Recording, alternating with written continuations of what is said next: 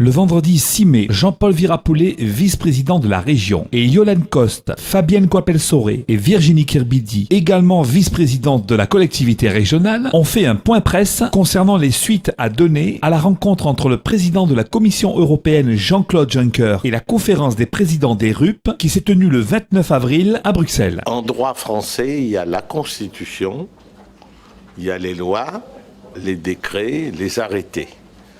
En droit européen, il y a les traités, les règlements, les directives de la Commission. Nous avons la chance d'avoir eu, au sujet de Mayotte d'ailleurs, le 15 décembre, un jugement de la Cour européenne qui interprète le traité, c'est-à-dire à plus haut niveau de droit, disant que, compte tenu de notre situation géographique, de nos handicaps, nous pouvions bénéficier d'adaptations par rapport au traité, mais par rapport aussi au règlement européen, qui est le deuxième stade de législation.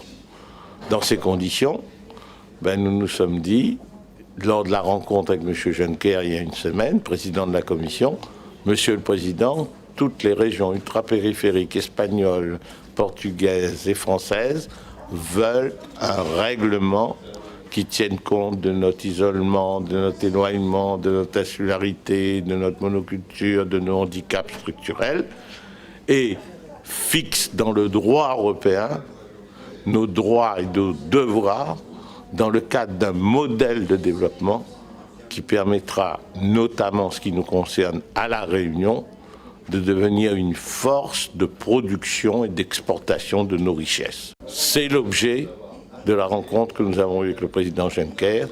L'unanimité des RUP s'est faite sur la rédaction de ce règlement. Nous avons maintenant un an et demi devant nous pour nous mettre nous-mêmes la pression et mettre la pression sur la Commission pour rédiger ce règlement qui va devenir le levier du développement de chaque région ultrapériphérique. Mais disons qu'à chaque fois qu'une grande étape de l'intégration des RUP dans l'Europe se fait, c'est par une décision de justice. 78, l'arrêt Hansen, et là, l'arrêt concernant Mayotte. Jusqu'à présent, la Commission disait on ne peut pas adapter par rapport aux droits dérivés, c'est par rapport au règlement. La Cour de justice vient de lui donner tort, donc maintenant, elle n'a plus qu'à se plier à cette décision de justice qui fait du traité de Lisbonne une autoroute, une carte gold, si je puis dire, pour permettre aux DOM de définir ces nouveaux leviers de développement dans le cadre d'un modèle cohérent, réactif, lisible, stable et productif. Dans la vie, il faut un peu de chance pour réussir. Nous avons défini, écrit les 7 piliers avec toute l'équipe et Didier Robert en tant que président. Et puis on s'aperçoit que le 15 décembre, une décision de la Cour de justice tombe qui va dans le sens de ces piliers, de ce modèle.